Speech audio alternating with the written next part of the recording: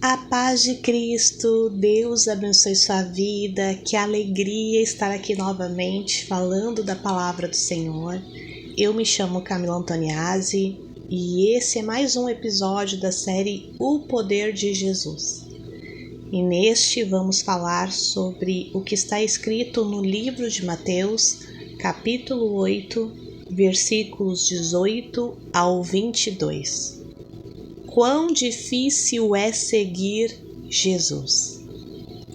Talvez aqui alguns ouçam eu falar isso e pensem: capaz, Camila, seguir Jesus é muito fácil. Se você fala assim, das duas situações é uma. Ou você conheceu o Evangelho, o caminho de Cristo há pouco tempo e ainda está aprendendo muitas coisas, ou você não está seguindo Jesus. Talvez você ama o Senhor, já ouviu a palavra, está querendo conhecê-lo cada vez mais, mas seguindo-o, não. Se você ficou curioso, que bom. É o Espírito Santo querendo que você fique até o final para entender essa palavra, pois a palavra de Deus é poderosa para nos libertar, nos transformar, nos dirigir, nos conduzir à vontade de Deus, que é boa, perfeita e agradável. Então presta atenção na leitura e depois eu vou explicar aqui detalhadamente o que Jesus disse nessas palavras. E certamente isso vai nos conduzir a uma maturidade em relação à Escritura. Quando Jesus viu a multidão ao seu redor, deu ordens para que atravessassem para o outro lado do mar. Então, um mestre da lei aproximou-se e disse: Mestre, eu te seguirei por onde quer que fores. Jesus respondeu: As raposas têm suas tocas e as aves do céu têm seus ninhos, mas o Filho do Homem não tem onde repousar a cabeça. Outro discípulo lhe disse: Senhor, deixe-me ir primeiro sepultar meu pai. Mas Jesus lhe disse: Siga-me e deixe que os mortos sepultem os seus próprios mortos. Espírito Santo de Deus, estamos aqui frente à tua palavra. Ensina-nos e ministra-nos segundo a necessidade que há nos nossos corações. Traz à luz o que é necessário e que essa palavra, que essa mensagem transforme-nos profundamente e que possamos de fato diariamente te seguir. É o desejo do nosso coração. Assim seja em nome de Jesus. Amém. Jesus Cristo, ele estava realizando sinais e maravilhas. Ele havia curado um leproso, havia curado o servo de um centurião, expulsado a febre da sogra de Pedro. Isso tudo nos episódios anteriores você pode ouvir e aprender. E isso tudo estava fazendo com que muitas pessoas viessem ao encontro de Jesus. E junto também mestres da lei, nesse caso um escriba. E esse escriba, esse mestre da lei, ele aproximou-se e disse: Mestre, eu te seguirei por onde quer que fores. Ele entendeu que Jesus era mestre. E o que o Senhor respondeu a ele? As raposas têm suas tocas e as aves do céu têm seus ninhos, mas o Filho do Homem não tem onde repousar a cabeça. Jesus, ele conhece cada ser humano de forma muito íntima e profunda.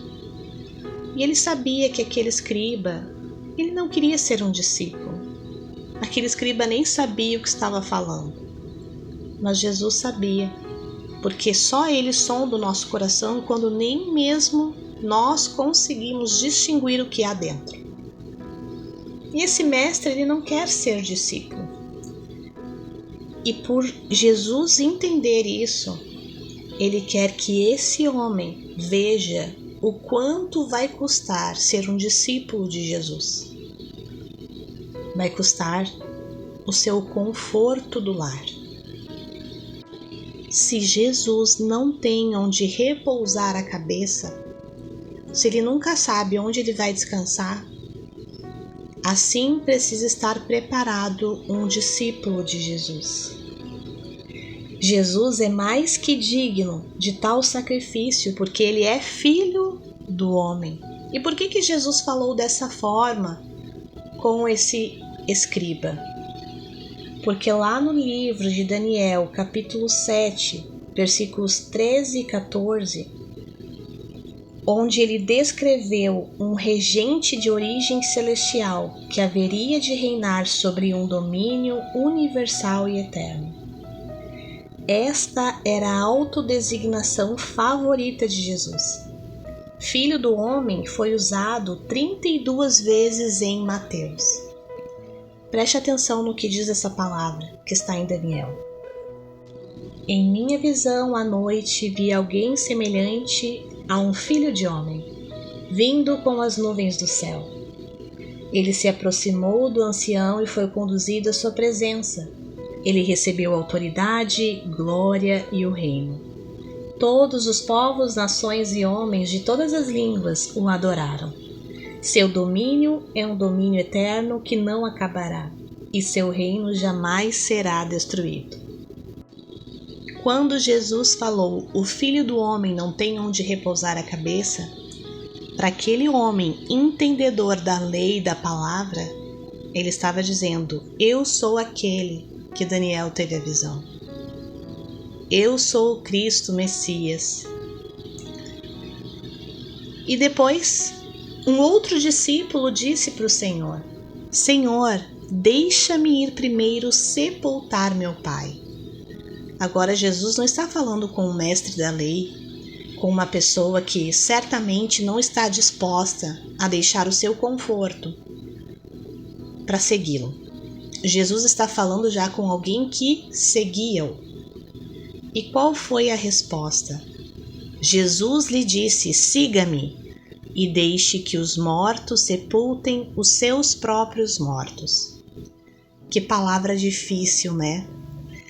Eu confesso que antes de entender o contexto naquela época, eu não entendia, né? Porque aqui no Brasil ou em outras partes do mundo, o sepultamento é mais rápido. Aqui em questão de 24, 48 horas, a pessoa já está enterrada. Mas na época de Jesus não era assim. As exigências de Jesus, elas parecem muito severas para nós, leitores modernos, pois os funerais de hoje atrasariam muito pouco o compromisso de seguir Jesus. Senhor, aguarda um pouquinho, deixa eu sepultar meu pai. Todavia, os antigos sepultamentos judaicos se estendiam por todo um ano. Um ano após o enterro, o filho mais velho era obrigado a juntar os restos mortais e colocá-los em um ossuário para um segundo sepultamento. E muitos judeus eles consideravam o mandamento de honrar pai e mãe como o supremo mandamento. E isso fazia parte do honrar pai e mãe. Então, o que aquele discípulo estava pedindo para Jesus, para eles era algo muito sério. Era algo muito importante a ser feito, mas algo que exigia muito tempo. E o que Jesus falou dessa forma para esse discípulo? Que segui-lo deveria ser uma prioridade ainda maior. E isso não é fácil. Isso aqui nos diz muita coisa, meus queridos. Nos diz que muitas vezes vamos ter que passar por cima de dores, porque a morte de um pai é algo muito doloroso. Passar por cima de dores para seguir Jesus. Antes mesmo de sepultar, antes mesmo de enterrar, antes mesmo de curar o luto. Continuar seguindo a ordem de Jesus. Jesus mandou os discípulos atravessarem para o outro lado. E aqui eu sei que Deus fala muito conosco, pois poucos de nós aqui são mestres da lei, muito entendidos, Eu creio que eu estou falando hoje com discípulos de Jesus. E aqui tem que ficar claro que nem todo mundo foi chamado para ser discípulo de Jesus, pois realmente implica muitas renúncias. E não devemos jamais apontar aqueles que não conseguem seguir Jesus, porque de fato não é fácil, é difícil. Outra coisa aqui que fica muito clara é Jesus falando para os mortos sepultarem os seus próprios mortos.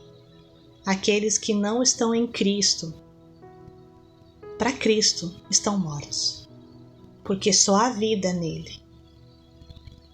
Em nome de Jesus, que isso possa nos motivar a falar do Cristo que traz vida aos mortos, para que essas pessoas encontrem a vida que eu e você já encontramos. Eu creio que as duas principais lições que Jesus nos deixa é de que, ainda que possamos ter todo o entendimento e conhecimento da palavra, isso não nos torna discípulos. Discípulos de Jesus estão dispostos, se for necessário, a renunciar seus confortos, suas vontades, para seguir o Mestre. Para, se for o caso, repousar aonde puder. Para, na ordem dele, se for atravessar o mar, ou seja, ir para um outro lugar, um outro direcionamento, que nada nos impeça, ainda que seja algo que envolva honra e dor. Esse discípulo, ele queria honrar o seu pai, mas Jesus, para aquela situação, ele disse: seguir-me é mais importante do que isso. E para trazer um exemplo claro que o Senhor me traz à memória agora, eu tive uma amiga minha que ela começou a ouvir a palavra, entendeu que Jesus era o Salvador, e por muito tempo, o que impediu ela de ser discípulo de Jesus, de seguir a Jesus, era algo relacionado à honra com a sua mãe. A sua mãe era cristã, de uma outra denominação, que não era evangélica, e ela entendeu que aquela denominação havia muitas heresias, muitas falsas verdades, né? Apesar de crerem em Jesus, realmente não seguiam a palavra. E por muito tempo ela não se tornou discípula por isso. Cara, não posso desonrar a minha mãe. Se eu me batizar, vou estar desonrando a minha mãe, o meu pai, o que eles creem. E esse é um exemplo de quão difícil é seguir Jesus. Talvez vai ferir outras pessoas.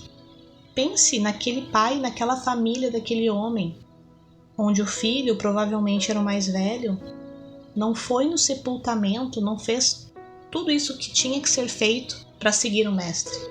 O que não ficaram falando dele? Como não o condenaram? Mas seguir Jesus era mais importante.